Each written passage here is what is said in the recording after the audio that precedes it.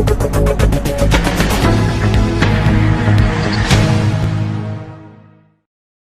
To TR9 TV. నేను సౌందర్య. Assembly budget 3వ రోజు సమావేశంలో భాగంగా తెలంగాణ బడ్జెట్ను వివరిస్తున్న తెలంగాణ రాష్ట్ర ఆర్థిక శాఖ మంత్రి హరీష్ రావు.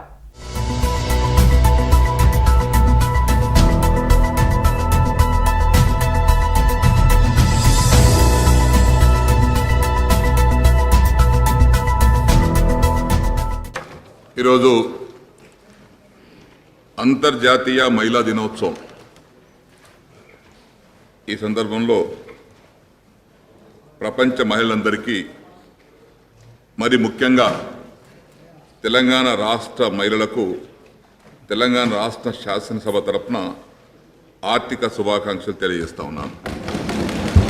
అదేవిధంగా సభలో ఉన్నటువంటి మా సోదరమణులకు అందరికీ సభ తరఫున శుభాకాంక్షలు తెలియపరుస్తా ఉన్నాను. Now I request the Minister for Finance, Sri T. Harish Rao, to present the annual finance statement budget for the year 2020-21. గౌరవ అధ్యక్ష, భారతదేశ చరిత్రలో తెలంగాణ ఉద్యమం నూతన అధ్యయనాన్ని సృష్టించింది. అహింసా మార్గంలో శాంతియుత పంథాలో సాగిన ఉద్యమం ఫలించి తెలంగాణ రాష్ట్రం అవతరించింది. స్వరాష్ట్ర స్వప్నాన్ని సాకారం చేసిన ఉద్యమ నాయకుడు, దార్శనిక ముఖ్యమంత్రి గౌరవ కల్వకుంట్ల చంద్రశేఖరరావు గారి సారథ్యంలో తెలంగాణ రాష్ట్రం ప్రగతిశీల రాష్ట్రంగా రూపుదిద్దుకుంటుంది. అన్ని వర్గాల సంక్షేమం, అన్ని రంగాల అభివృద్ధే లక్ష్యంగా పూర్తి వాస్తవిక దృక్పథంతో 2020-21 వార్షిక బడ్జెట్ను రూపొందించడం జరిగింది. బడ్జెట్ ప్రతిపాదనలను ఈ గౌరవ సభలో ప్రవేశపెట్టే అవకాశం నాకు లభించినందుకు ఎంతో సంతోషిస్తున్నాను. బడ్జెట్ అంటే కేవలం కాగితాల మీద వేసుకునే అంకెల వరుస కాదు. బడ్జెట్ అంటే సామాజిక విలువల స్వరూపం. రాష్ట్ర సర్వతోముఖాభివృద్ధి పట్ల గౌరవ ముఖ్యమంత్రి కేసీఆర్ గారికి ఉన్న సమగ్ర దృష్టిని, శ్రద్ధాశక్తులను ఈ బడ్జెట్ ప్రతిబింబిస్తుంది. భారతదేశ ఆర్థిక వృద్ధి రేటు గత ఏడాదిన్నర నుంచి తగ్గుతూ వస్తున్నది. దీనివల్ల కేంద్ర ఆదాయ వనరులు తగ్గడంతో రాష్ట్రాలకు వచ్చే పన్నుల వాటాలోనూ గ్రాంట్లలోనూ కోత పడింది. ఆర్థిక మాంద్యం యొక్క ప్రభావం రాష్ట్ర పన్నులు, పన్నేతర ఆదాయంపై పడింది. 2019-20 ఆర్థిక సంవత్సరంలో కేంద్రం నుంచి రాష్ట్రానికి రావాల్సిన పన్నుల వాటా బడ్జెట్లో వేసుకున్న అంచనాల కంటే 3,731 కోట్ల రూపాయలు తగ్గింది. రాష్ట్రానికి కేంద్రం నుంచి రావాల్సిన IGSTలో కానీ, GST పరిహారంలో కానీ నిధులు సకాలంలో రావడం లేదు. వచ్చే నిధులు కూడా అరకొరగా కేంద్రం విడుదల చేస్తున్నది.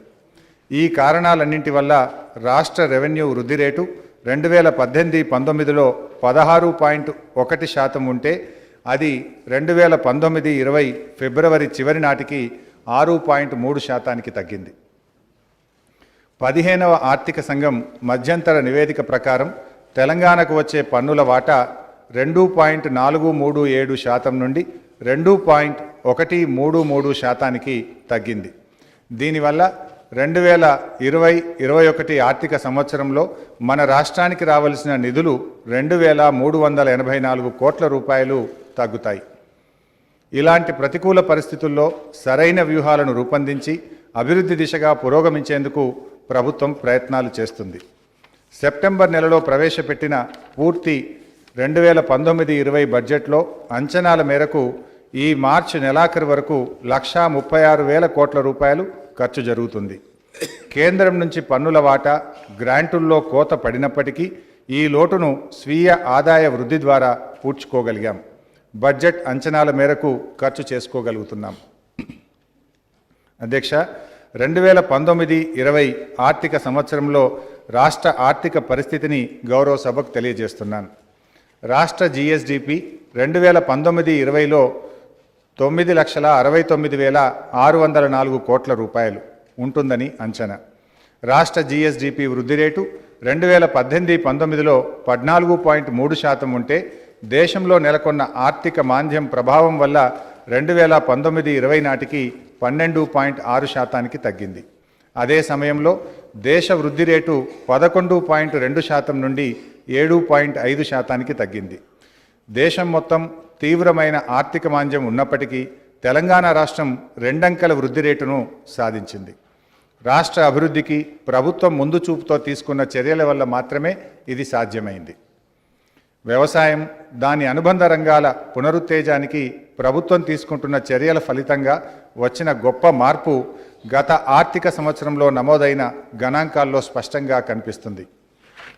రాష్ట్రంలో పంటల ఉత్పత్తిలో 23.7%, పాడి పశువుల రంగంలో 17.3%, చేపల పెంపకంలో 8.1% వృద్ధిని సాధించడం జరిగింది. రైతు బంధు, నీటిపారుదల ప్రాజెక్టుల నిర్మాణం, గొర్రెలు, బర్రెల పంపిణీ, చెరువుల్లో చేపల పెంపకం వంటి పథకాలు అటు రైతు సంక్షేమానికి, ఇటు రాష్ట్ర ఆర్థిక రంగ అభివృద్ధికి తోడ్పడుతున్నాయి. సేవా రంగంలో 2019-20లో 14.1% వృద్ధి రేటు నమోదైంది. మన రాష్ట్ర తలసరి ఆదాయం మన దేశ తలసరి ఆదాయం కంటే చాలా ఎక్కువ. 2019-20 నాటికి తెలంగాణ తలసరి ఆదాయం 2,28,216 రూపాయలు ఉండగా దేశ తలసరి ఆదాయం 1,35,050 రూపాయలు.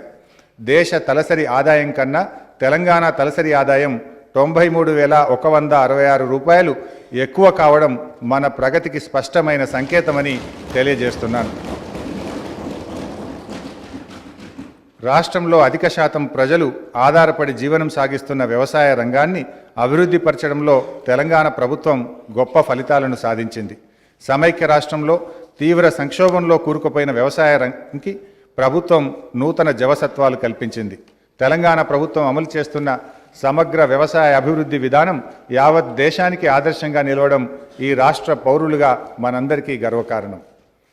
పంట సమయంలో రైతులకు పెట్టుబడి సాయం అందించే రైతు బంధు పథకం వల్ల రైతాంగానికి ఎంతో ఊరట కలుగుతున్నది.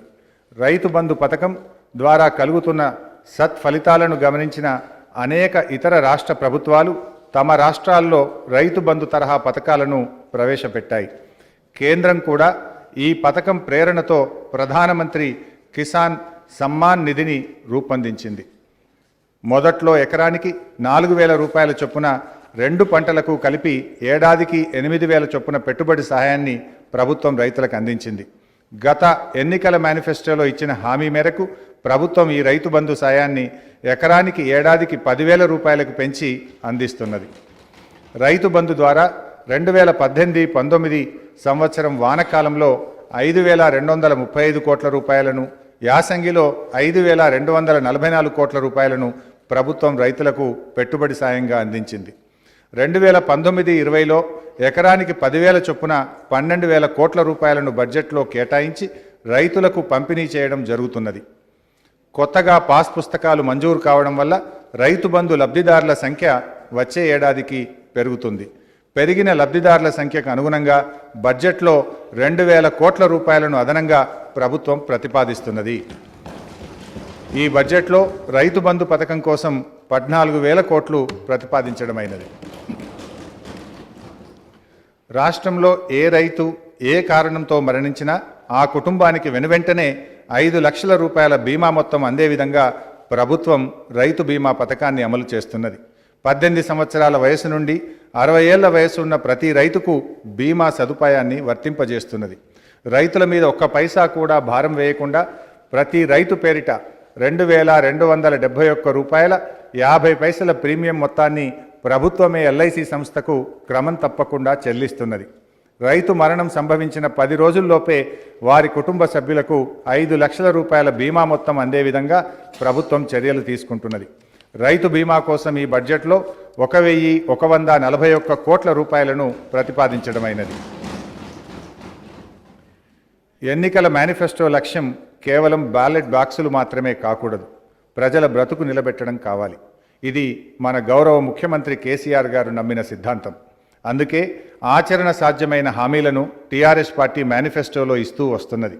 ఇచ్చిన హామీలను ప్రభుత్వం చిత్తశుద్ధితో అమలు చేస్తున్నది.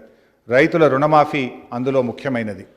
2014 ఎన్నికల మేనిఫెస్టోలో 1,00,000 రూపాయల లోపు ఉన్న రైతుల వ్యవసాయ రుణాలను మాఫీ చేస్తామని టీఆర్ఎస్ పార్టీ ప్రకటించింది.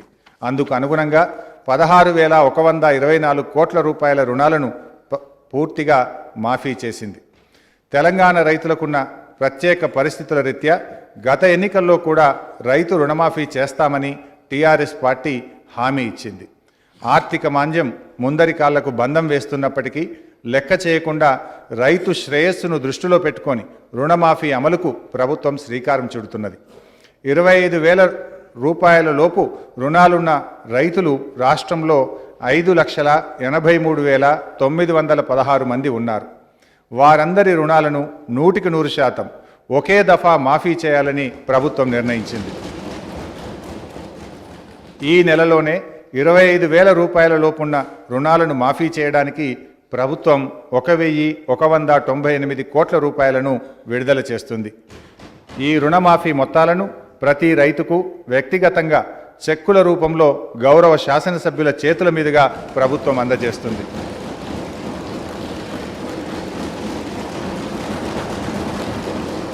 $25,000 నుంచి లక్షలోపు ఉన్న రైతుల రుణాల మొత్తం 24,738 కోట్ల రూపాయలు ఉన్నాయి.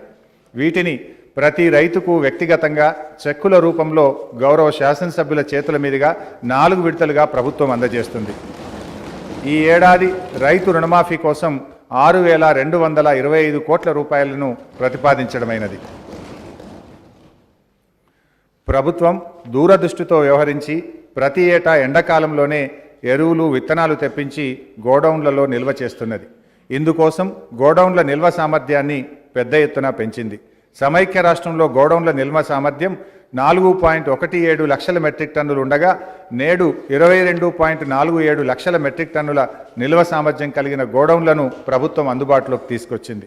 సీజన్ కన్నా ముందే రైతులకు విత్తనాలు ఎరువులు అందుతుండడంతో రైతులు సకాలంలో నిరందిగా వ్యవసాయ పనులు ప్రారంభించగలుగుతున్నారు. తెలంగాణ రాష్ట్ర ఆవిర్భావానికి ముందు 2013-14లో విత్తనాల సబ్సిడీ కోసం మొత్తం 76,71,00,000 మాత్రమే ఖర్చు చేశారు. 2019-20 సంవత్సరంలో అంతకు రెట్టింపుగా 142 కోట్ల రూపాయలను తెలంగాణ ప్రభుత్వం విత్తనాల సబ్సిడీకి అందజేసింది. పండ్లు కూరగాయల సాగులో రాష్ట్రం స్వయం సమృద్ధి సాధించాలని ముఖ్యమంత్రి కేసీఆర్ గారు సంకల్పించారు. తెలంగాణ రాష్ట్రంలో తోటల పెంపకానికి అవసరమైన పరిజ్ఞానాన్ని పరిశోధనను పెంపొందించేందుకు ప్రభుత్వం సిద్దిపేట జిల్లా గజ్వేల్ నియోజకవర్గంలోని ములుగులో కొండా లక్ష్మణ్ బాపూజీ పేరిట హార్టికల్చర్ యూనివర్సిటీని ఏర్పాటు చేసింది. మేడ్చల్ జిల్లా జీడిమెట్లలో, సిద్దిపేట జిల్లా ములుగులో సెంటర్ ఫర్ ఎక్సలెన్స్ను ఏర్పాటు చేసింది. ఈ సెంటర్లు నాణ్యమైన నారు సరఫరా చేయడంతో పాటు రైతులకు కావలసిన శిక్షణను, సాంకేతిక సహకారాన్ని అందిస్తున్నాయి. రైతులు పండించిన పంటలకు మద్దతు ధర లభించే విధంగా ప్రభుత్వం చర్యలు తీసుకుంటుంది. వరి, పత్తి, మొక్కజొన్న, కందులు తదితర పంటల కొనుగోలుకు పెద్ద ఎత్తున కొనుగోలు కేంద్రాలు ఏర్పాటు చేయడం ద్వారా రైతులకు సరైన ధర వచ్చేలా చేసింది. ఈ ఏడాది పండిన కందులలో కొద్ది శాతం మాత్రమే కేంద్ర ప్రభుత్వం కొనుగోలు చేసింది. కంది రైతులను ఆదుకునే లక్ష్యంతో ఎంత ఖర్చైనా సరే మొత్తం కందులను కొనుగోలు చేయాలని రాష్ట్ర ప్రభుత్వం నిర్ణయించింది. ఈ బడ్జెట్లో మార్కెట్ ఇంటర్వెన్షన్ ఫండ్ కోసం 1,000 కోట్ల రూపాయలు ప్రతిపాదించడమైనది. తక్కువ నీటితో ఎక్కువ ఫలసాయం అందించే బిందు, తుంపర సేద్యాన్ని ప్రభుత్వం పెద్ద ఎత్తున ప్రోత్సహిస్తుంది. రాష్ట్రం ఏర్పాటైనప్పటి నుంచి మైక్రో ఇరిగేషన్ కోసం విరివిగా నిధులు కేటాయిస్తుంది. డ్రిప్ ఇరిగేషన్ కోసం షెడ్యూల్డ్ కులాలు, షెడ్యూల్డ్ తెగలకు 100%, బీసీలు, సన్న చిన్నకారు రైతులకు 90%, ఇతరులకు 80% సబ్సిడీని ప్రభుత్వం కల్పిస్తుంది. ఇప్పటిదాకా 2,49,200 మంది రైతులకు ఈ పథకం ద్వారా 1,819 కోట్ల రూపాయల లబ్ధిని చేకూర్చడం జరిగింది. ఈ ఏడాది 600 కోట్ల రూపాయలతో మైక్రో ఇరిగేషన్ కార్యక్రమాలను అమలు చేయాలని ప్రభుత్వం నిర్ణయించింది. రైతు సమన్వయ సమితుల పేరును రైతు బంధు సమితులుగా మార్చాలనే ప్రభుత్వ నిర్ణయాన్ని గవర్నర్ గారు తమ సందేశంలో పేర్కొన్నారు. అసంఘటితంగా ఉన్న రైతులను సంఘటిత శక్తిగా మార్చడం రైతు బంధు సమితుల ప్రధాన లక్ష్యం. మార్కెట్ డిమాండ్కు అనుగుణంగా పంటలు పండించే విధంగా రైతుల్లో అవగాహన కల్పించి సమన్వయం కుదుర్చడానికి ఈ రైతు బంధు సమితులు దోహదపడతాయి. రైతులు పరస్పరం చర్చించుకోవడానికి వీలుగా రాష్ట్ర వ్యాప్తంగా ప్రతి 5,000 ఎకరాల క్లస్టర్కు 1 చొప్పున రైతు వేదికలను నిర్మించాలని ప్రభుత్వం నిర్ణయించింది. ఒక్కో రైతు వేదికకు 12 లక్షల రూపాయల వ్యయంతో నిర్మించాలని తలపెట్టింది. రైతు వేదికల నిర్మాణం కోసం ఈ బడ్జెట్లో 350 కోట్ల రూపాయలను ప్రతిపాదించడమైనది. వ్యవసాయ అనుబంధ రంగాలను అభివృద్ధి చేయడం కోసం ప్రభుత్వం పాడి పరిశ్రమకు ప్రోత్సాహకాలను అందిస్తున్నది.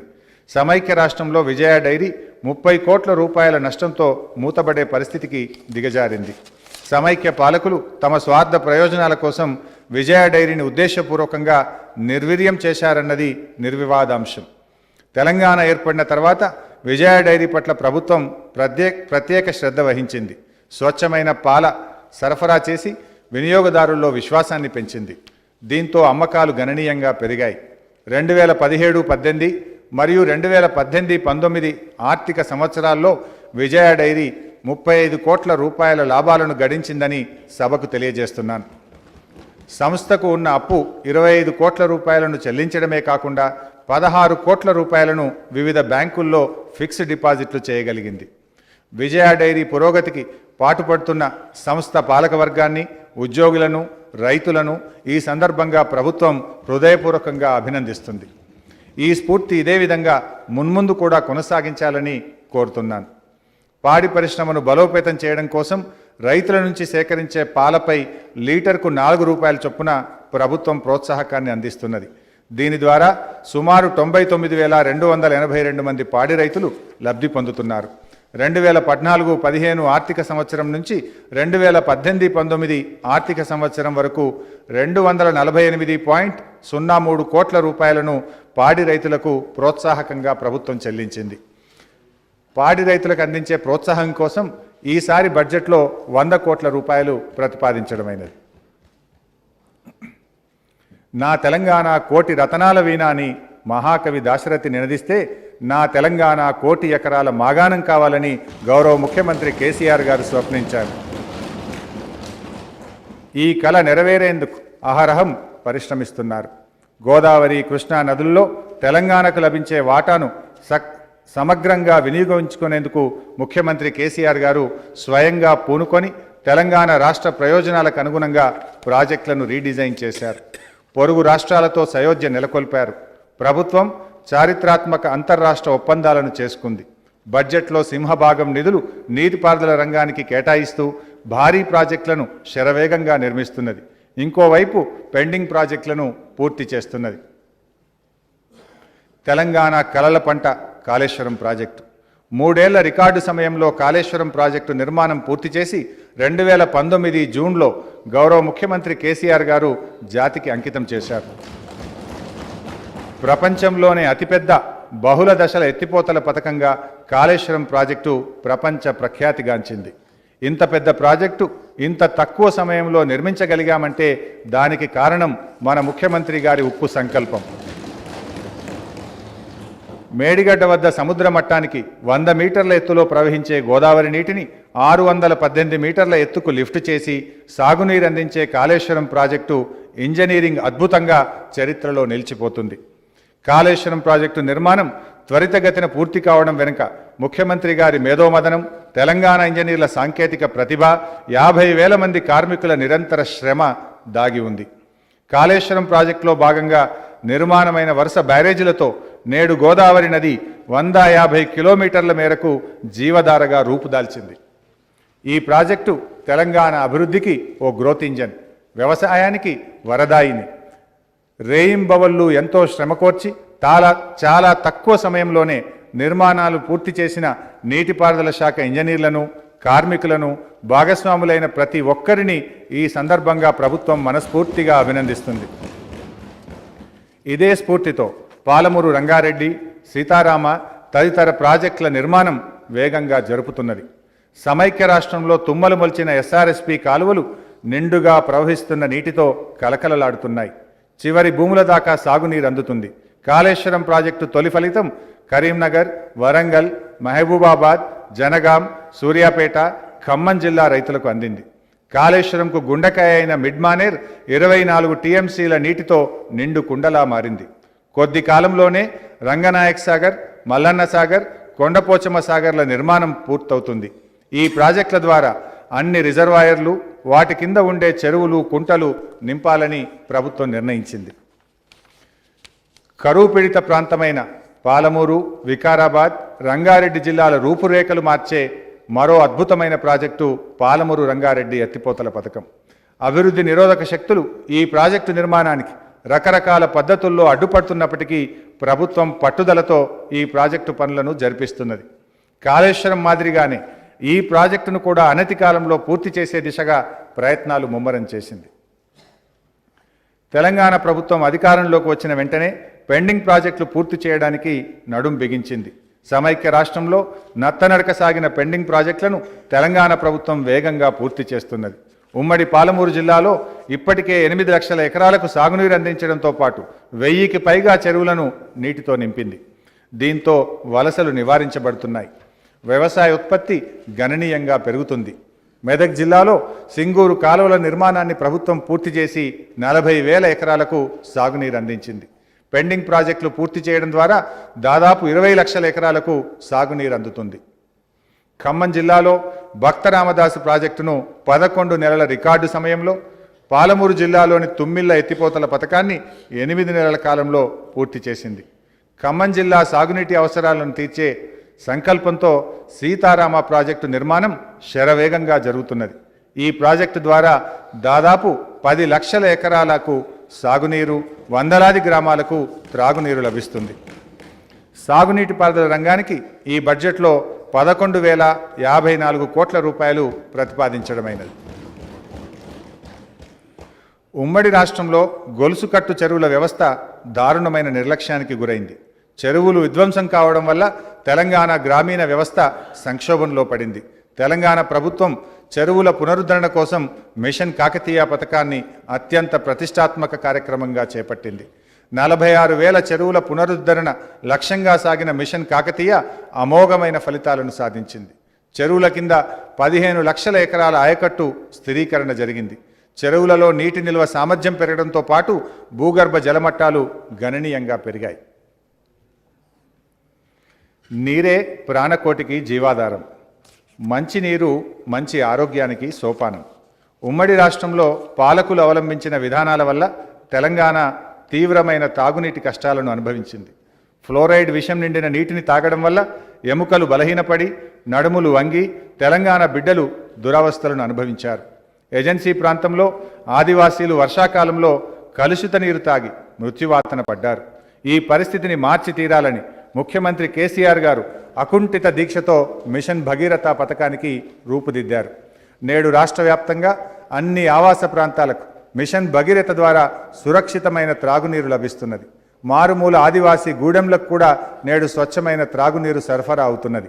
తెలంగాణ రాష్ట్రంలో గత 6 ఏళ్లలో ఏ ఒక్కరూ ఫ్లోరోసిస్ వ్యాధి బారిన పడలేదని Indian natural resources economic and management foundation ఇటీవల ప్రకటించింది. ఇది తెలంగాణ రాష్ట్ర సాధన ద్వారా దక్కిన సార్థకతకు ఒక నిదర్శనమని సభకు సవినయంగా తెలియజేస్తున్నాను. 40,000 కోట్ల రూపాయలతో ప్రభుత్వం అమలు చేస్తున్న వివిధ సంక్షేమ పథకాలు పేదలకు జీవన భద్రతను, భవిష్యత్తుపై భరోసాను కల్పిస్తున్నాయి. దేశంలో సంక్షేమం కోసం అత్యధిక నిధులు ఖర్చు చేస్తున్న రాష్ట్రంగా తెలంగాణ అగ్రస్థానంలో నిలిచింది. అసహాయులైన పేదలకు అండగా నిలిచే విధంగా ప్రభుత్వం ఆసరా పెన్షన్లను అందజేస్తుంది.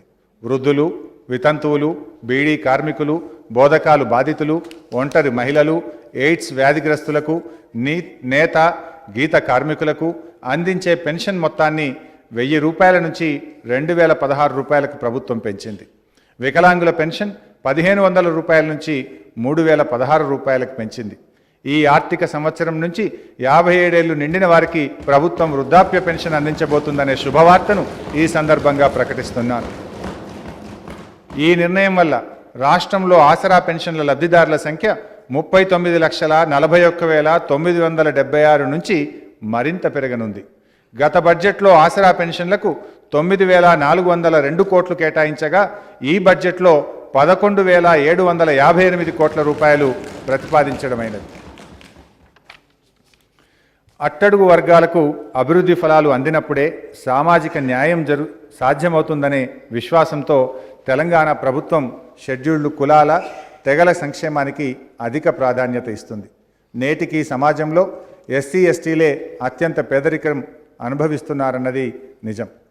ఈ వర్గాల విద్య, సామాజిక, ఆర్థిక, రాజకీయ వికాసం కోసం ప్రభుత్వం ప్రణాళికాబద్ధంగా కృషి చేస్తున్నది.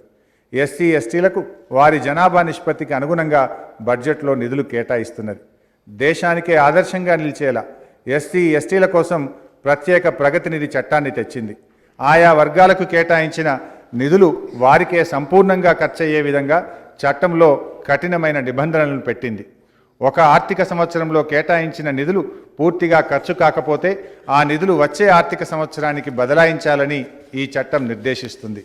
ఎస్సీ ఎస్టీ నిధులు అత్యంత పారదర్శకంగా, జవాబుదారీతనంతో ప్రభుత్వం ఖర్చు చేస్తుంది. ఎస్సీ ఎస్టీల అభ్యున్నతి కోసం 2018-19 ఆర్థిక సంవత్సరంలో చేసిన వ్యయాన్ని పూర్తి వివరాలతో, సమగ్ర సమాచారంతో కూడిన పెన్ డ్రైవ్ను బడ్జెట్ ప్రసంగ ప్రతులతో పాటు గౌరవ సభ్యులకు అందజేయడం జరిగింది. ఈ వివరాలను తమ తమ నియోజకవర్గాల వారీగా పరిశీలించుకోవాలని గౌరవ సభ్యులకు విజ్ఞప్తి చేస్తున్నాను. ఎస్సీ ఎస్టీలకు కేటాయించిన నిధులను ఖర్చు చేసే విషయంలో ప్రభుత్వం చిత్తశుద్ధికి ఇదే నిదర్శనమని ప్రకటిస్తున్నాను. షెడ్యూల్డ్ కులాల కోసం 268, షెడ్యూల్డ్ తెగల వారి కోసం 169 ప్రత్యేక గురుకుల విద్యాలయాలను ప్రభుత్వం నడుపుతున్నది. ఎస్సీ ఎస్టీ విద్యార్థులు విదేశాల్లో విద్యను అభ్యసించేందుకు doctor BR Ambedkar overseas scholarship పథకం కింద 20 లక్షల రూపాయల వరకు ఆర్థిక సహాయాన్ని ప్రభుత్వం అందిస్తుంది. ఎస్సీ ఎస్టీ గృహ అవసరాల కోసం 101 యూనిట్ల వరకు ఉచిత విద్యుత్తును అందిస్తుంది. ఎస్సీ ఎస్టీ కార్పొరేషన్ల ద్వారా ఇచ్చే రుణాల్లోనూ, మైక్రో ఇరిగేషన్ ప్రోగ్రాంలోనూ సబ్సిడీని రెట్టింపు చేసింది. గతంలో ఎన్నడూ లేని విధంగా రాష్ట్రంలో ఎస్సీ ఎస్టీలకు మార్కెట్ కమిటీ చైర్పర్సన్ పదవుల్లో రిజర్వేషన్ను అమలు చేస్తుంది. ఎస్సీ ఎస్టీలు పారిశ్రామికవేత్తలుగా ఎదగడం కోసం ప్రభుత్వం టీఎస్ ప్రైడ్, సీఎం ఎస్టీఈఐ పథకాలను ఏర్పాటు చేసింది. పెట్టుబడుల్లో రాయితీ, తగిన శిక్షణ, వ్యక్తిగత ప్రోత్సాహకాలను అందిస్తుంది. ఈ ఏడాది ఎస్సీ ఎస్టీ ఔత్సాహిక పారిశ్రామికవేత్తలకు 338 కోట్ల రూపాయల ఇండస్ట్రియల్ ఇన్సెంటివ్లను అందజేయడం జరిగింది. తండాలు, ఆదివాసీ గూడాలను ప్రత్యేక గ్రామ పంచాయతీలు చేయాలనే ఎస్టీల చిరకాల డిమాండును ప్రభుత్వం నెరవేర్చింది. ఆదివాసీల ఆరాధ్య దైవాలైన సమ్మక్క సారాలమ్మ జాతరలను 75 కోట్ల రూపాయల వ్యయంతో ప్రభుత్వం వైభవంగా నిర్వహించింది. ఈ బడ్జెట్లో ఎస్సీల ప్రత్యేక ప్రగతి నిధి కోసం 16,534.97 కోట్ల రూపాయలను, ఎస్టీల ప్రత్యేక ప్రగతి నిధికి 9,771.27 కోట్ల రూపాయలను ప్రతిపాదించడమైనది. ఎస్సీ ఎస్టీల మాదిరిగానే ముస్లిం మైనార్టీ ప్రజల్లో పేదరికం నెలకొని ఉంది. మైనార్టీలకు కూడా ఎస్సీ ఎస్టీలకు అందించే ప్రత్యేక రాయితీలు, వసతులు కల్పించాలని ప్రభుత్వం విధాన నిర్ణయం తీసుకున్నది. ఈ నిర్ణయం వల్ల మైనార్టీ విద్యార్థులు ఫీజు రియంబర్స్మెంట్ రూపంలో ఇప్పటిదాకా 137 కోట్ల రూపాయల అదనపు ప్రయోజనం పొందారు. మసీదుల్లో ప్రార్థనలు జరిపే ఇమాం, మౌజంలకు నెలకు 5,000 రూపాయల గౌరవ భృతిని ప్రభుత్వం చెల్లిస్తున్నది. రంజాన్, క్రిస్టమస్ పండుగలకు నూతన వస్త్రాలను పంపిణీ చేస్తుంది. మైనార్టీ యువత స్వయం ఉపాధి కోసం ప్రత్యేక పథకాలను అమలు చేస్తుంది. హైదరాబాద్ నగరం నాంపల్లిలో అనాథలకు ఆశ్రయం కల్పిస్తున్న అనిసుల్ గుర్బా నూతన భవన నిర్మాణం జరుగుతుంది. టీఎస్ ప్రైమ్ పేరుతో మైనార్టీ పారిశ్రామికవేత్తలకు ప్రత్యేక ప్రోత్సాహం కల్పిస్తుంది. మైనార్టీ విద్యార్థుల కోసం 204 గురుకుల విద్యాలయాలను నడుపుతుంది. వచ్చే విద్యా సంవత్సరం నుంచి 71 మైనార్టీ జూనియర్ కళాశాలలను ప్రభుత్వం ప్రారంభించనుంది. మైనార్టీ విద్యార్థుల విదేశీ విద్య కోసం ఓవర్సీస్ స్కాలర్షిప్లను అందజేస్తుంది. షాదీ ముబారక్ పథకం ద్వారా ఇప్పటి వరకు 1,44,301 మంది మైనార్టీ వర్గాల యువతులు లబ్ధి పొందారు. 2019-20 ఆర్థిక సంవత్సరంలో బడ్జెట్లో కేటాయించిన 1,369 కోట్ల రూపాయల నిధులు మైనార్టీ సంక్షేమం కోసం ఈ నెలాఖరులోపు సంపూర్ణంగా ఖర్చు పెట్టబడతాయి. ఈ బడ్జెట్లో మైనార్టీల అభివృద్ధి, సంక్షేమం కోసం 1,518.06 కోట్లు ప్రతిపాదించడమైనది. కుల వృత్తులు, చేతి వృత్తులపై ఆధారపడిన బీసీ కులాల వారికి ప్రత్యేక ఆర్థిక ప్రేరణ అందించడం ద్వారా వారి జీవితాల్లో మార్పు తీసుకొచ్చే విధంగా ప్రభుత్వం సమగ్ర కార్యాచరణను చేపట్టింది. తద్వారా గ్రామీణ ఆర్థిక వ్యవస్థకు నూతన ఉత్తేజాన్ని కలిగించింది. చేనేత కార్మికుల జీవితాల్లో తెలంగాణ ప్రభుత్వం కొత్త వెలుగులు తీసుకురాగలిగింది. నూలు, రసాయనాలు, రంగుల మీద 50% సబ్సిడీని అందిస్తున్నది. బతుకమ్మ చీరల పనిని అప్పగించడం ద్వారా చేతి నిండా ప్రభుత్వం పని కల్పిస్తుంది. ప్రభుత్వం తరఫున జరిపే వస్త్రాల కొనుగోళ్ల ఆర్డర్లను చేనేత మరమొగ్గాల సొసైటీలకే ఇస్తున్నది. పవర్ లూమ్లను ఆధునీకరించడం ద్వారా ఉత్పత్తి పెంచేందుకు ప్రభుత్వం చర్యలు తీసుకుంది. పవర్ లూమ్ కార్మికులకు ప్రతి నెల 15,000 రూపాయలు తగ్గకుండా వేతనం పొందే విధంగా పవర్ లూమ్ యాజమాన్యాలను ఒప్పించింది. గొల్ల కుర్మల కులవృత్తి అయిన గొర్రెల పెంపకం లాభదాయకమైనది. కాల పరీక్షకు తట్టుకొని నిలిచింది.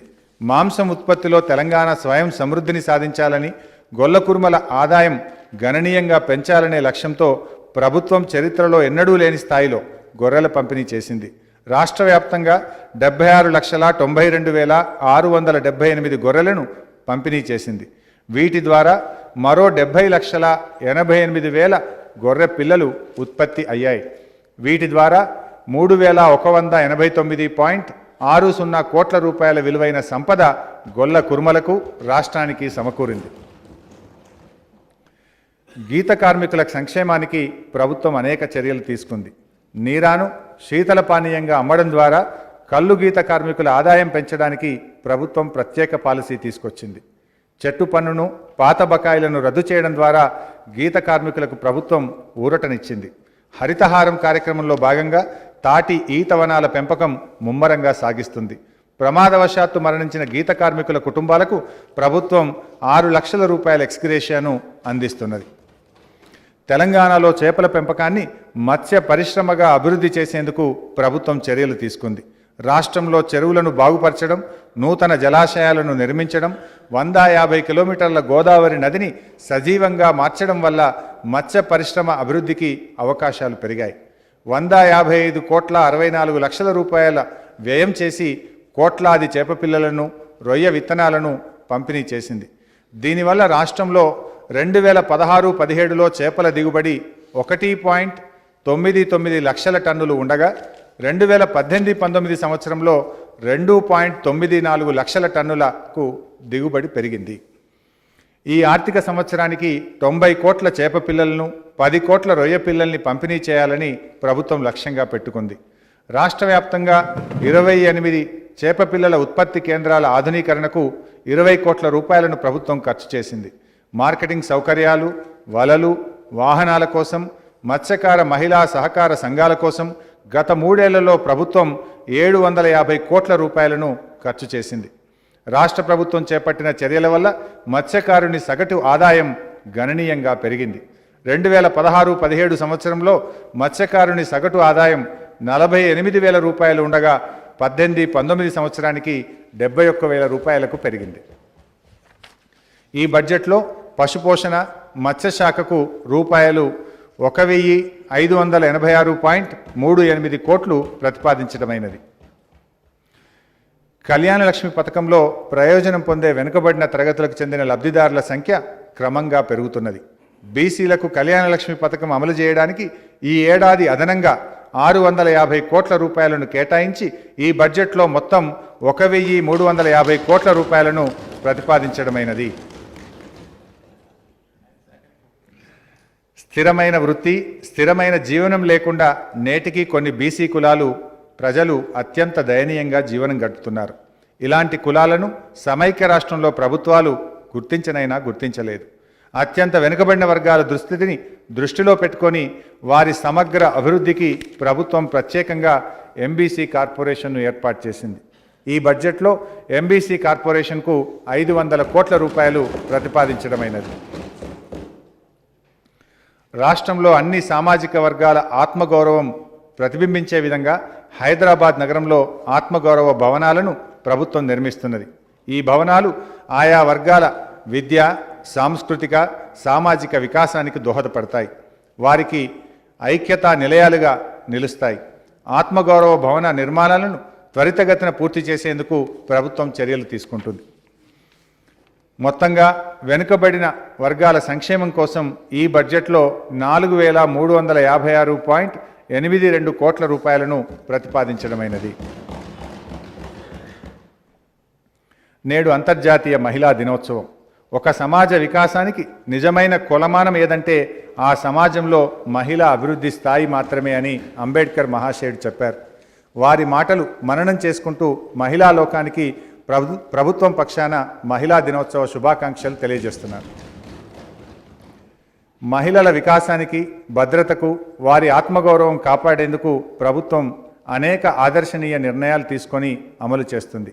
ఆరోగ్యలక్ష్మి పథకం ద్వారా గర్భిణీలకు, బాలింతలకు, శిశువులకు ప్రతిరోజు పాలు, గుడ్లతో కూడిన పోషక ఆహారాన్ని ప్రభుత్వం అందిస్తుంది.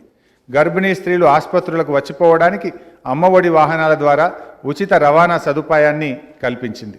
కేసీఆర్ కిట్స్తో గర్భిణీలకు ఆర్థిక సహాయం అందిస్తుంది. దేశంలో ఎక్కడా లేని విధంగా మార్కెట్ కమిటీలలో మహిళలకు 50% రిజర్వేషన్లు, పోలీస్ ఉద్యోగ నియామకాల్లో 33% రిజర్వేషన్లు, ఒంటరి మహిళలకు, బీడీ కార్మికులకు 2016 పెన్షన్ను అందజేస్తుంది. ఎస్సీ, ఎస్టీ, బీసీ విద్యార్థినుల కోసం 53 డిగ్రీ గురుకుల కాలేజీలను ప్రభుత్వం ప్రారంభించింది. విద్యార్థినులకు హెల్త్, హైజీన్ కిట్స్లను ప్రభుత్వం అందిస్తుంది. మహిళలపై జరిగే అత్యాచారాలను, అఘాయిత్యాలను, ఈవ్ టీజింగ్ను అరికట్టడం కోసం women protection cell, she teams అప్రమత్తంగా పనిచేస్తున్నాయి. మహిళలను వేధించే వారి పట్ల ప్రభుత్వం కఠినాతి కఠినంగా వ్యవహరిస్తుంది. ఈ బడ్జెట్లో మహిళా స్వయం సహకార సంఘాలకు వడ్డీ లేని రుణాల కింద 1200 కోట్ల రూపాయలను ప్రతిపాదించడమైనది. తెలంగాణ గ్రామీణ జీవన ముఖచిత్రాన్ని మార్చేందుకు ప్రభుత్వం సమగ్ర గ్రామీణ విధానం అమలు చేస్తుంది. ఒక ఉద్యమంలా ప్రారంభమైన పంచాయతీరాజ్ వ్యవస్థ కాలక్రమంలో లక్ష్యశుద్ధిని కోల్పోయి నీరసించింది.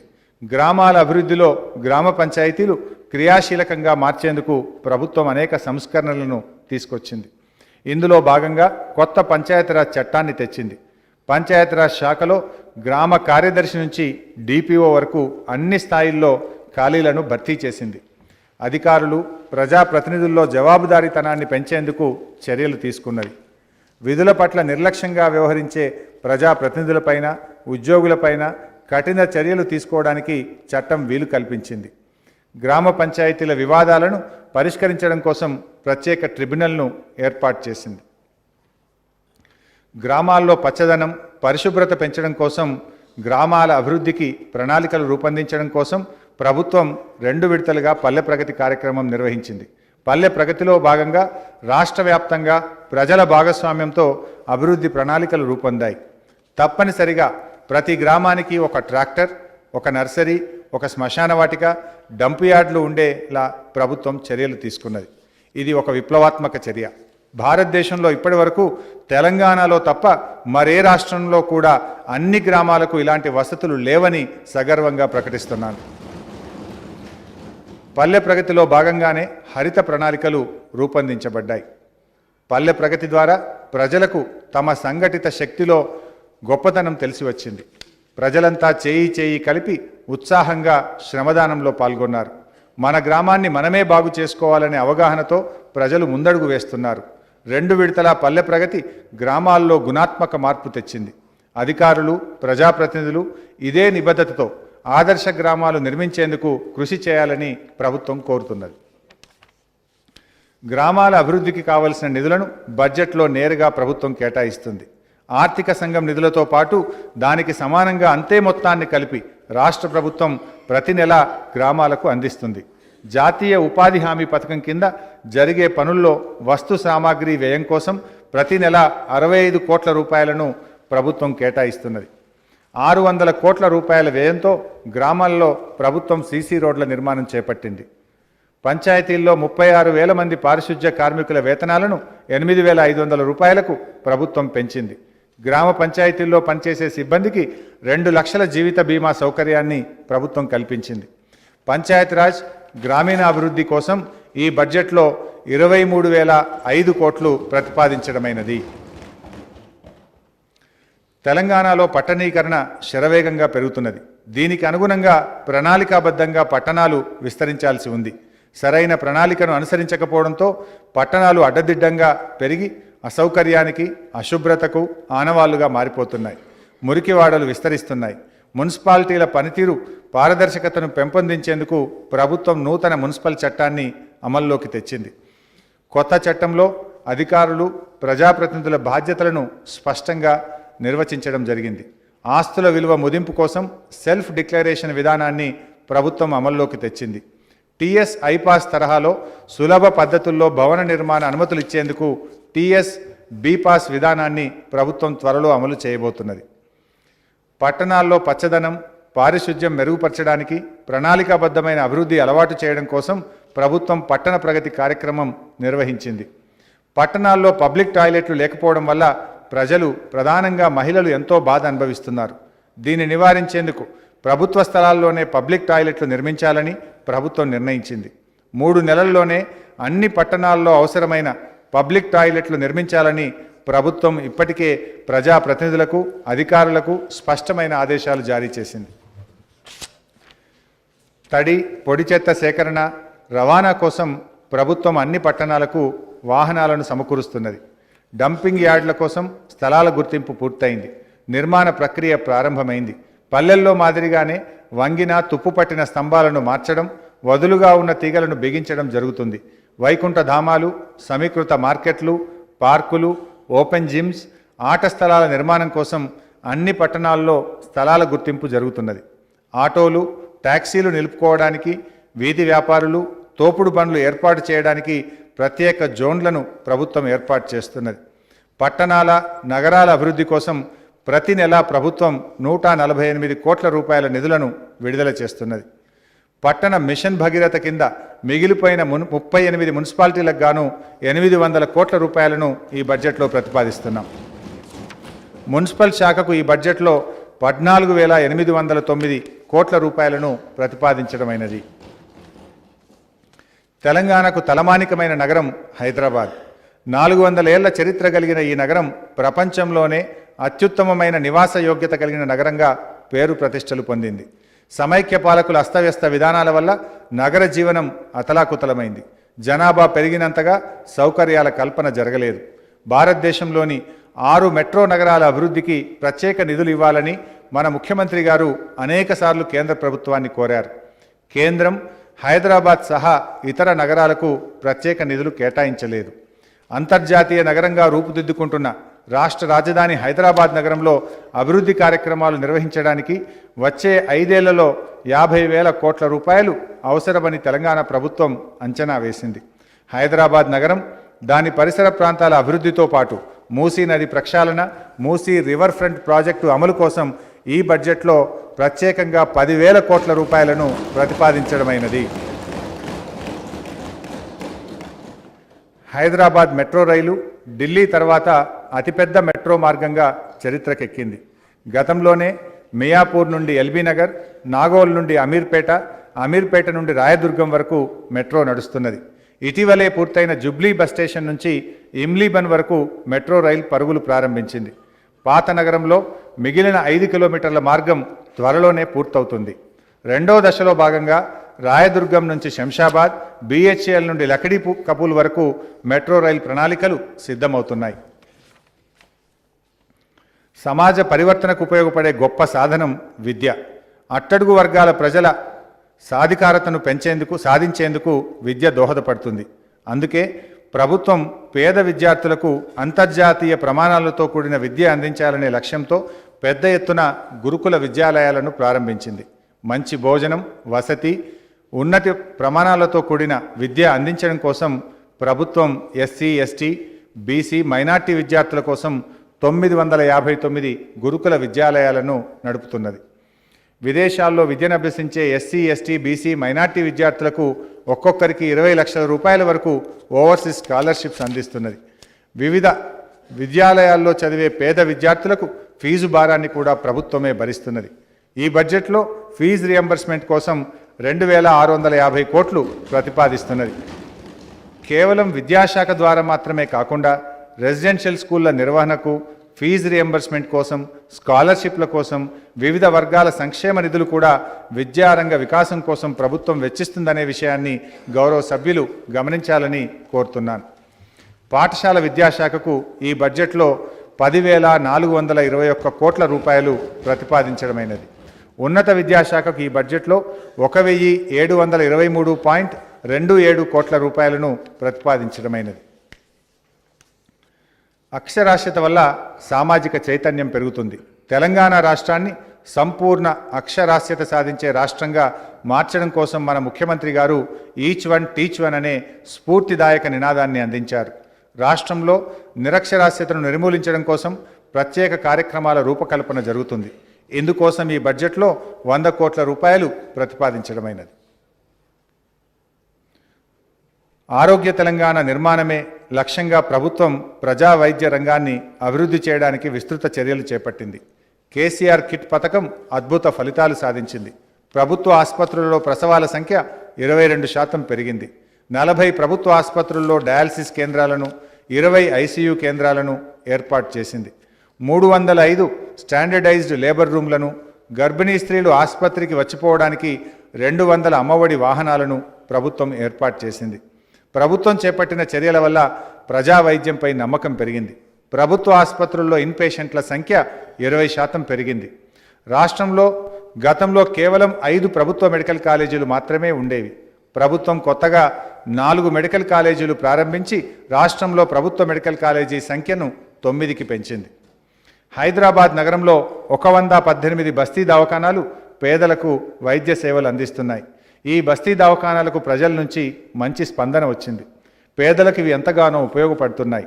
హైదరాబాద్ నగరంలో బస్తీ దవాఖానాల సంఖ్యను 350కి పెంచాలని ప్రభుత్వం నిర్ణయించింది. ఇప్పుడు నడుస్తున్న వాటితో పాటు నగరంలో మరో 232 బస్తీ దవాఖానాలను ప్రభుత్వం త్వరలోనే ప్రారంభిస్తుంది. ప్రతి డివిజన్లో కనీసం 2 బస్తీ దవాఖానాలు ఏర్పాటు చేయడంతో పాటు ఎస్సీలు, ఎస్టీలు, మైనార్టీలు, పేదలు ఎక్కువగా నివసించే ప్రాంతాల్లో అదనంగా బస్తీ దవాఖానాలను ప్రభుత్వం ఏర్పాటు చేస్తుంది. రాష్ట్రంలోని ప్రజలు కంటి సంబంధ సమస్యలను పరిష్కరించడానికి కంటి వెలుగు పేరుతో ప్రపంచంలోనే అతి భారీ ఐ స్క్రీనింగ్ డ్రైవ్ను తెలంగాణ ప్రభుత్వం నిర్వహించింది. 1,54,00,000 మందికి ఉచితంగా కంటి పరీక్షలు చేసి అవసరమైన వారికి ఉచితంగా మందులు, అద్దాలు పంపిణీ చేయడం జరిగింది. కంటి వెలుగు తరహాలోనే చెవి, ముక్కు, గొంతు, దంత సంబంధమైన వ్యాధుల నిర్ధారణ కోసం త్వరలో ప్రత్యేక కార్యాచరణను ప్రభుత్వం ప్రారంభిస్తుంది. తెలంగాణలో ప్రతి పౌరుడికి వైద్య పరీక్షలు నిర్వహించి తెలంగాణ హెల్త్ ప్రొఫైల్ను రూపొందించే దిశగా ప్రభుత్వం అడుగులు వేస్తుంది. ప్రజా వైద్యాన్ని మెరుగుపరిచేందుకు ప్రభుత్వం తీసుకుంటున్న చర్యలు మంచి ఫలితాలు అందించాయని చెప్పడానికి అత్యుత్తమ వైద్య సేవల్లో తెలంగాణ రాష్ట్రం దేశంలోనే 3వ స్థానంలో నిలిచినట్టు నీతి ఆయోగ్ చేసిన ప్రకటననే ఒక నిదర్శనం. ఈ బడ్జెట్లో వైద్య రంగానికి 6,186 కోట్ల రూపాయలను ప్రతిపాదించడమైంది. రాష్ట్రంలో కరోనా వైరస్ గురించి చర్చ జరుగుతుంది. మన రాష్ట్రంలో కరోనా వైరస్ రాకుండా ప్రభుత్వం అన్ని చర్యలు తీసుకుంటున్నది. వేసవిలో ఉండే ఎండ వేడికి వైరస్ మనుగడలో ఉండే అవకాశమే లేదని నిపుణులు చెప్తున్నారు. రాష్ట్రంలో ఎండాకాలం ప్రారంభమైనందున ప్రజలు ఆందోళన చెందవలసిన అవసరం లేదు. అయినప్పటికీ ప్రభుత్వం అన్ని ముందు జాగ్రత్త చర్యలు తీసుకుంటుంది. ప్రజలు కరోనా వైరస్పై చెలరేగే వదంతులు నమ్మవద్దని కోరుతున్నాం. తెలంగాణ రాష్ట్రం ఏర్పడిన తర్వాత ప్రభుత్వం విద్యుత్ రంగంలో అద్భుత విజయం సాధించింది. రాష్ట్రంలో విద్యుత్ సమస్యను సంపూర్ణంగా పరిష్కరించింది. రాష్ట్రం అవతరించిన తొలినాళ్లలో ప్రభుత్వానికి ఎదురైన పెను సవాళ్లలో విద్యుత్ సంక్షోభం, భారీ స్థాయిలో ఏర్పడిన విద్యుత్ లోటు, గంటల తరబడి విద్యుత్ కోతలతో జనజీవనం దుర్భరంగా మారింది. రాష్ట్ర ప్రగతికి తీవ్ర అవరోధంగా మారిన విద్యుత్ సమస్య పరిష్కారాన్ని మన ముఖ్యమంత్రి కేసీఆర్ గారు ఛాలెంజ్గా తీసుకున్నారు. కరెంటు కష్టాలను రూపుమాపేందుకు వ్యూహాలను రూపొందించి అమలు చేశారు. వాటి ఫలితంగా తెలంగాణ రాష్ట్రం చాలా తక్కువ వ్యవధిలోనే కరెంటు కష్టాలను అధిగమించింది. నేడు అన్ని రంగాలకు 24 గంటల పాటు విద్యుత్ సరఫరా చేసుకోగలుగుతున్నాం. రైతులకు 24 గంటల పాటు ఉచిత విద్యుత్ సరఫరా చేస్తున్న ఏకైక రాష్ట్రంగా ఇవాళ తెలంగాణ రాష్ట్రం దేశం ముందు సగర్వంగా నిలబడింది. ప్రగతి సూచికల్లో ప్రధానమైన తలసరి విద్యుత్ వినియోగంలో తెలంగాణ దేశంలోనే నంబర్ 1గా నిలిచింది. తెలంగాణలో తలసరి విద్యుత్ వినియోగం 1,896 యూనిట్లు కాగా దేశంలో తలసరి విద్యుత్ వినియోగం 1,181 యూనిట్లు కావడం విద్యుత్ రంగంలో మనం సాధించిన అద్భుత పురోగతికి కొలమానం.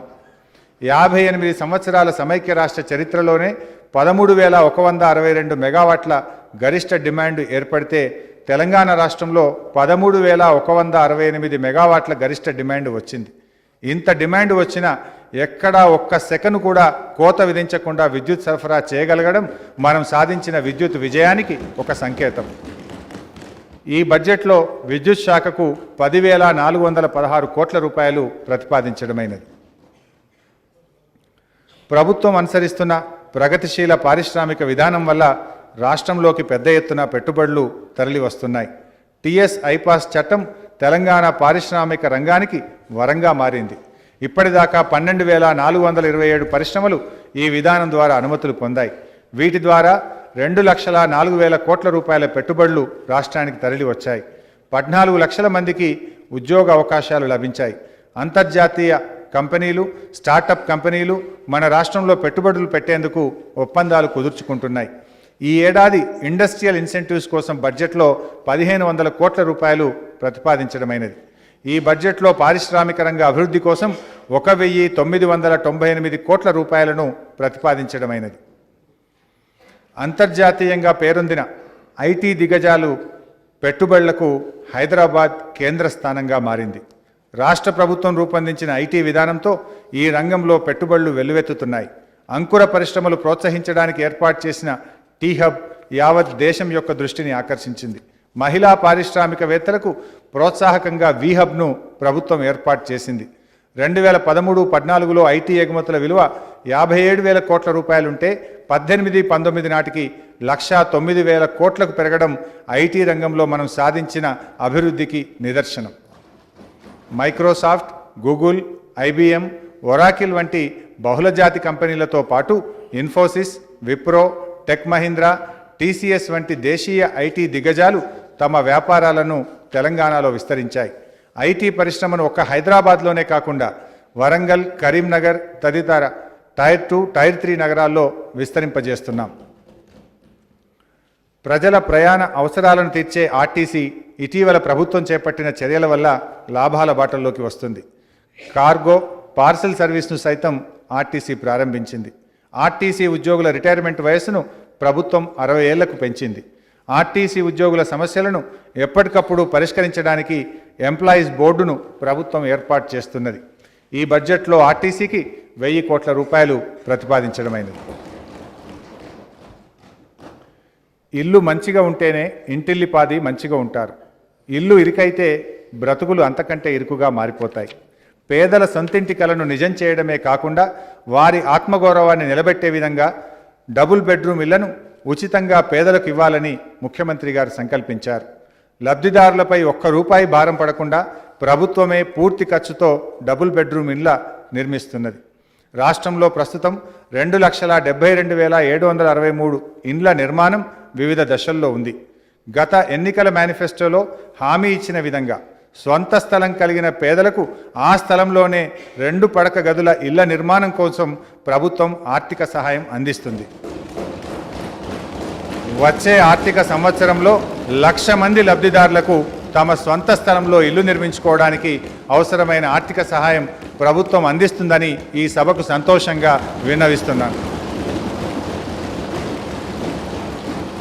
ఈ బడ్జెట్లో గృహ నిర్మాణాల కోసం 11,917 కోట్ల రూపాయలను ప్రతిపాదించడమైనది. పర్యావరణం సరిగా లేనప్పుడు సంపద సౌకర్యాలు ఎంత పెరిగినా మనిషి ప్రశాంతంగా జీవనం సాగించలేడు. నేడు ప్రపంచవ్యాప్తంగా ఉష్ణోగ్రతలు పెరిగి ఆక్సిజన్ తరిగి మానవ జీవితం దుర్భరంగా మారుతున్నది.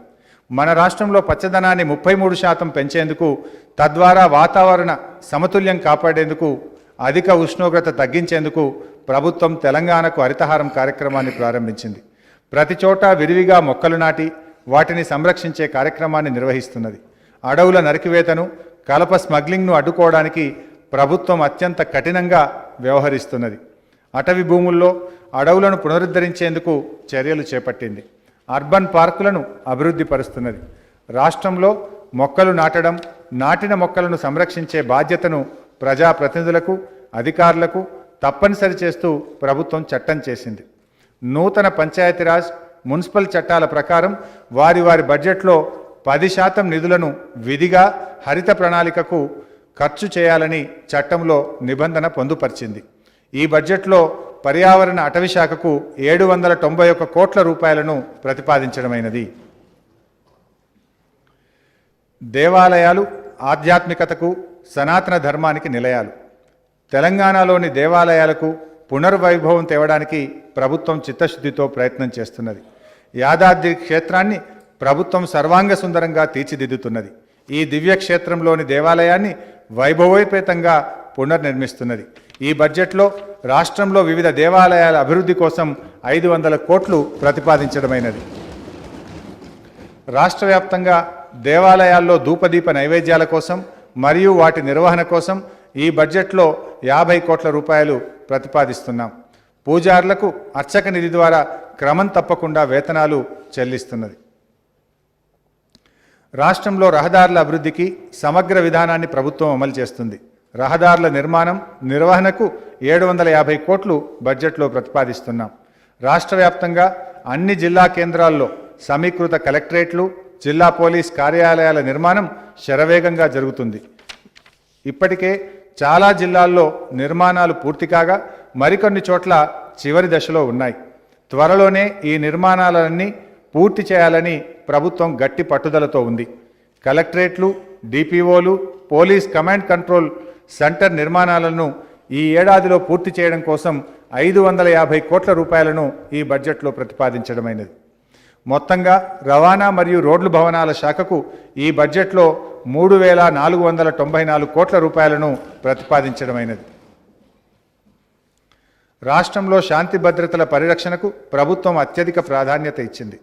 పోలీస్ శాఖ ఆధునీకరణకు, శిక్షణకు, వారి జీవన ప్రమాణాల పెంపుకు, ఆధునిక సాంకేతిక పరిజ్ఞానాన్ని అందించేందుకు, వాహనాల కొనుగోలుకు పెద్ద ఎత్తున నిధులు ఖర్చు చేసింది. ఈ చర్యలతో పోలీస్ శాఖ పనితీరు ఎంతగానో మెరుగుపడింది.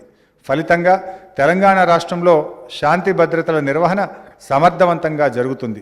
హైదరాబాద్లో కర్ఫ్యూలు, కల్లోలాలు లేకుండా జనజీవనం ప్రశాంతంగా సాగుతుంది. అంతర్జాతీయ స్థాయిలో హైదరాబాద్ నగరంలో చేపట్టిన police command and control centre నిర్మాణం త్వరలోనే పూర్తి కానుంది. గుడుంబా రక్కసిని ఉక్కుపాదంతో అణిచివేయడానికి ప్రభుత్వం చర్యలు తీసుకుంది. ఈ బడ్జెట్లో పోలీస్ శాఖకు 5,852 కోట్ల రూపాయలను ప్రతిపాదించడమైంది. ప్రజల చేత చట్టసభలకు ఎన్నుకోబడి రాష్ట్ర అభివృద్ధికి విధానాలు రూపొందించేవారు గౌరవ శాసనసభ్యులు. ఇంతటి గురుతర బాధ్యత నిర్వహించే ఎమ్మెల్యేలకు తమ సొంత నియోజకవర్గాల్లో ఇంతవరకు కనీసం ఓ కార్యాలయం కూడా లేదు. ఈ లోటును గమనించిన మన ముఖ్యమంత్రి గారు ఎమ్మెల్యేలకు కార్యాలయాలు కట్టించాల్సిన అవసరాన్ని గుర్తించారు. ఇప్పటి వరకు 82 నియోజకవర్గాల్లో కార్యాలయాల నిర్మాణం పూర్తయింది. ఎమ్మెల్యేలు, ఎమ్మెల్సీలు తమ నియోజకవర్గ పరిధిలో అభివృద్ధి కార్యక్రమాలు నిర్వహించుకోవడం కోసం ఒక్కొక్కరికి 3 కోట్ల రూపాయల చొప్పున నియోజకవర్గ అభివృద్ధి నిధులు ఇవ్వాలని ప్రభుత్వం నిర్ణయించింది. ఈ నిధుల వినియోగానికి సంబంధించి ప్రభుత్వం త్వరలోనే మార్గదర్శకాలను విడుదల చేస్తుంది. ఎమ్మెల్యేలు, ఎమ్మెల్సీల ఏసీడీపీ నిధుల కోసం ఈ బడ్జెట్లో 480 కోట్ల రూపాయలు ప్రతిపాదించడమైనది. దేశంలో ఆర్థిక మాంద్యం నెలకొన్న నేపథ్యంలో ఇతర రాష్ట్రాలతో పోల్చితే మన రాష్ట్ర ఆర్థిక పరిస్థితి గుడ్డిలో మెల్ల అన్న చందంగా కొంత మెరుగ్గానే ఉంది. గత 5 ఏళ్లలో రాష్ట్ర సొంత రాబడి సగటు వృద్ధి రేటు 21.5% ఉంటే ఈ సంవత్సరం ఫిబ్రవరి మాసాంతానికి 6.3% తగ్గింది. అంటే 15.2% తగ్గింది. మారిన ఆర్థిక పరిస్థితులను అంచనా వేసుకుంటూ ఎప్పటికప్పుడు ఉత్పన్నమయ్యే పరిస్థితులకు తగ్గట్టుగా వ్యూహరచన చేస్తూ ప్రభుత్వం ఆర్థిక ప్రణాళికలు రూపొందిస్తున్నది. స్థిర అభివృద్ధికి మూలస్తంభం పెట్టుబడి వ్యయం. ఆర్థిక శాస్త్రంలో చెప్పిన గోల్డెన్ రూల్ ప్రకారం వివిధ సంస్థల నుండి తెస్తున్న రుణాలన్నింటినీ పెట్టుబడి వ్యయం కోసమే ప్రభుత్వం వినియోగిస్తుంది. కాళేశ్వరం ప్రాజెక్టు, మిషన్ భగీరథ దీనికి నిదర్శనం. రాష్ట్రంలో రియల్ ఎస్టేట్ రంగం ఉనికిలేని దశలో ప్రభుత్వం హౌసింగ్ బోర్డ్, రాజీవ్ స్వగృహ వంటి సంస్థలను ఏర్పాటు చేసింది. వర్తమాన కాలంలో రియల్ ఎస్టేట్ రంగం పెద్ద పరిశ్రమగా విస్తరించింది. ఈ దశలో ప్రభుత్వ రంగంలో ఉన్న రాజీవ్ స్వగృహ తరహాలో నిరర్ధకంగా పడి ఉన్న ఆస్తులను పారదర్శకంగా విక్రయించడం ద్వారా ఆదాయాన్ని సమకూర్చుకోవాలని ప్రభుత్వం నిర్ణయించింది. మన రాష్ట్రం ఖనిజ సంపదకు నెలవు. ఇసుక, ఇతర ఖనిజాల ద్వారా వచ్చే ఆదాయాన్ని మరింత పెంచుకునేందుకు పకడ్బందీ వ్యూహాన్ని అమలు చేయాలని ప్రభుత్వం నిర్ణయించింది. 2018-19 ఆర్థిక సంవత్సర లెక్కల ప్రకారం 1,57,150.80 కోట్లు ఖర్చయింది. రెవెన్యూ మిగులు 4,337.08 కోట్ల రూపాయలు. ద్రవ్యలోటు 26,943.87 కోట్ల రూపాయలు. సవరించిన అంచనాల ప్రకారం 2019-20 సంవత్సరానికి చేసిన మొత్తం అంచనా వ్యయం 1,42,152.28 కోట్ల రూపాయలు. ఇందులో రెవెన్యూ వ్యయం 1,10,824.77 కోట్ల రూపాయలు కాగా మూలధన వ్యయం 13,165.72 కోట్ల రూపాయలు. సవరించిన అంచనాల ప్రకారం రెవెన్యూ ఖాతాలో మిగులు 103.55 కోట్ల రూపాయలు. 2020-21 ఆర్థిక సంవత్సరంలో 1,82,914.42 కోట్ల వ్యయాన్ని ప్రతిపాదిస్తున్నాను. దీనిలో రెవెన్యూ వ్యయం 1,38,669.82 కోట్లు మరియు క్యాపిటల్ వ్యయం 22,061.18 కోట్ల రూపాయలు.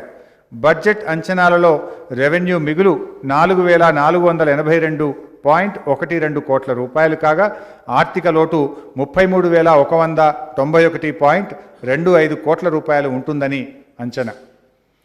ఆర్థిక మాంద్యానికి విరుగుడు ప్రజల కొనుగోలు శక్తిని పెంచడమే. సంక్షేమానికి అధిక ప్రాధాన్యత ఇవ్వడం ద్వారా ప్రభుత్వం ప్రజల జీవన ప్రమాణాలను మెరుగుపరుచుతున్నది. ప్రజల కొనుగోలు శక్తిని అంతకంతకు పెంచడం, పెట్టుబడి వ్యయానికి నిధులు వినియోగించడం అనే ద్విముఖ వ్యూహంతో ప్రభుత్వం ఆర్థికాభివృద్ధిని సాధిస్తున్నది. గ్రామస్థాయి నుంచి పార్లమెంటు వరకు అన్ని రకాల ఎన్నికలు పూర్తయ్యాయి.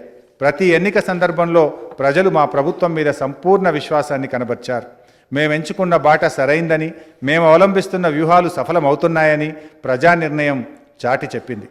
ఈ బడ్జెట్ కేవలం వార్షిక బడ్జెట్ అన్న దృక్పథంతో కాకుండా వచ్చే 4 ఏళ్ల రాష్ట్ర భవిష్యత్తును కూడా దృష్టిలో పెట్టుకొని అభివృద్ధి ప్రణాళిక రచన జరిగింది. ప్రజల అవసరాలు, ప్రాధాన్యతలపై స్పష్టమైన అవగాహనతో ఈ బడ్జెట్ రూపొందించబడింది. సంక్షేమ కార్యక్రమాలలో నిధులలో ఎక్కడా కోత విధించలేదు. పైగా సంక్షేమ పథకాల లబ్ధిదారులను పెంచే నిర్ణయాలను ప్రభుత్వం ఈ బడ్జెట్లో ప్రతిపాదిస్తున్నది. దీన్ని బట్టి తెలంగాణ ప్రభుత్వం పేద ప్రజల అభ్యున్నతి కోసం ఎంతటి నిబద్ధతతో ఉందో ఈ బడ్జెట్ చాటి చెప్తున్నది. ఇది పూర్తిగా ప్రజలే కేంద్రంగా రూపొందించిన ప్రగతిశీల బడ్జెట్. 2020-21 సంవత్సరానికి గాను రూపొందించిన బడ్జెట్ ప్రతిపాదనలను సభ ఆమోదం కోసం ప్రవేశపెడుతున్నాను. జై హింద్, జై Telangana.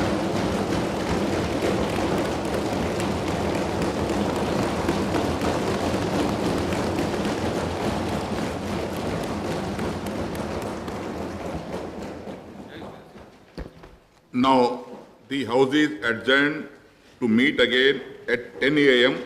on Wednesday, the 11th March 2020.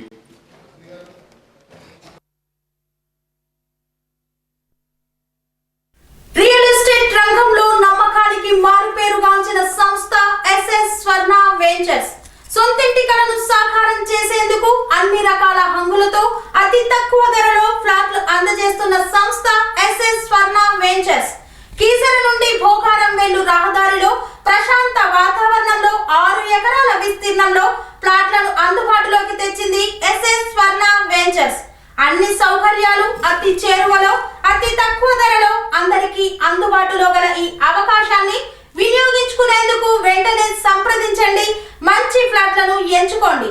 Please contact 9030232291 మరియు 949136